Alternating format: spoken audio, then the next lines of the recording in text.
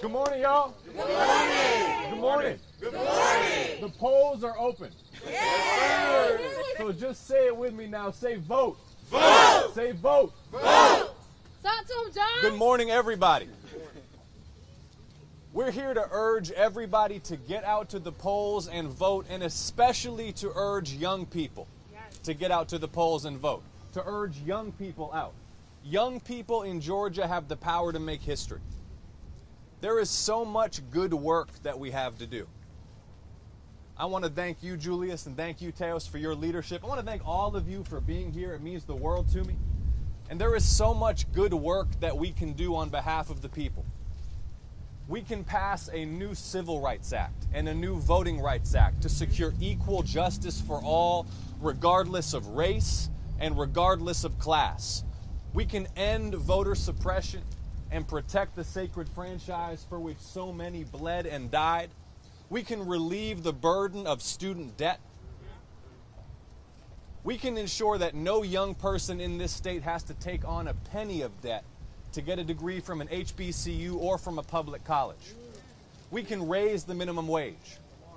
We can expand job training opportunities so folks who are making $9 or $12 an hour today can get professional qualifications and make $30 or $40 an hour tomorrow. There is so much good work that we can do, but young people will make the difference. As you all know, these elections will determine control of the U.S. Senate. So the George Floyd Justice and Policing Act, the new Civil Rights Act that we need, the new Voting Rights Act that we need, young people in Georgia, y'all, will determine whether this legislation can pass. Young people in Georgia have the power to make that kind of difference. This is a rare moment in our history, y'all, for young people to have that kind of power. So we are here, all of us are here to urge young people out to the polls, to urge you to get everybody you know out to the polls for health and jobs and justice for the people, for all the people. So again, the polls are open. And y'all say it with me again one more time. Say vote. Vote. Say vote. Vote. We got to get out there and vote. Thank you all for being here. I appreciate it. Thank you. John, we're going to take a couple questions. Sure. Mr. Ossoff, Yeah. are you confident that Georgians can trust you if you are elected to the U.S. Senate to represent them on criminal justice issues? And have you spoken to President-elect Biden yet at all? I had the opportunity to exchange a few words with the president-elect when he came down to rally and support the efforts to elect me and Reverend Warnock here. And yes, we will deliver on criminal justice reform. This is one of the urgent moral issues of our time.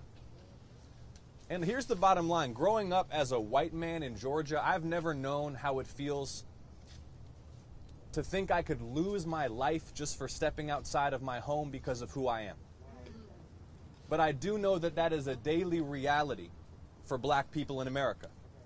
And it doesn't have to be that way, and it cannot be that way. The 14th Amendment of our Constitution already guarantees equal protection under the law. But when Ahmaud Arbery is shot to death in broad daylight in the street on camera, and the authorities look the other way because he's a young black man, that makes a mockery of equal protection under the law. So we are ready to pass a new Civil Rights Act to secure equal justice for all, regardless of race and regardless of class. And to do that, we got to win these 2 Senate races. Thank you. Yeah. Please, go ahead. Your opponent has criticized you for being opposed to certain aspects of previous relief packages that have already gone through the Congress. Would you have voted for this package that passed yesterday and that the president signed into law? And if not, what issues would you have had with it? I would have voted for it because relief is 8 months too late, but $600 is a joke. It is a joke. I would have voted for it, but $600 is a joke. And for David Perdue, a man who treats his Senate office like it's his E-Trade account, who blatantly and flagrantly abuses his power to enrich himself, to spend 8 months obstructing direct stimulus payments for his own constituents, the people who pay his salary, is shameful. David Perdue is corrupt, and while David Perdue is corrupt, he holds up relief for the very people he's supposed to represent.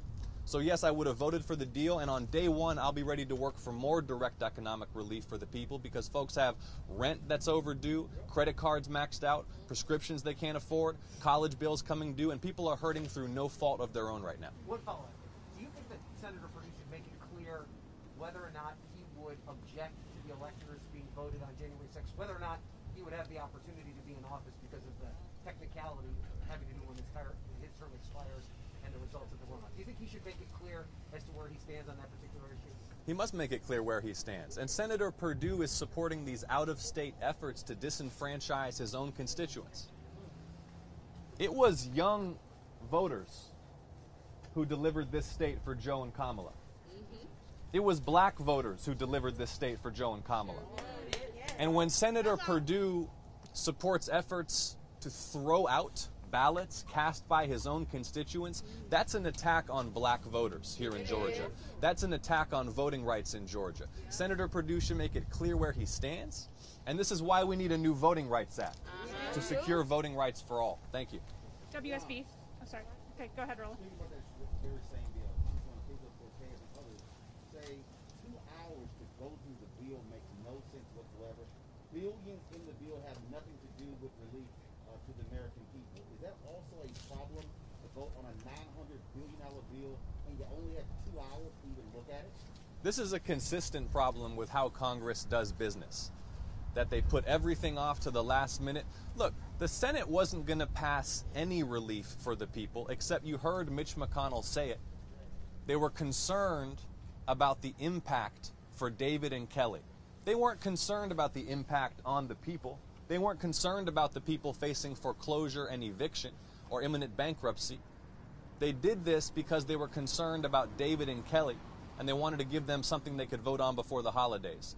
But yeah, Congress should always take the time and reform these processes so they can do their due diligence. But the big picture here is that after 8 months of obstruction, $600 is a joke. I would have voted for the bill, but $600 is a joke. All right, last one. WSB. Did you have one? Good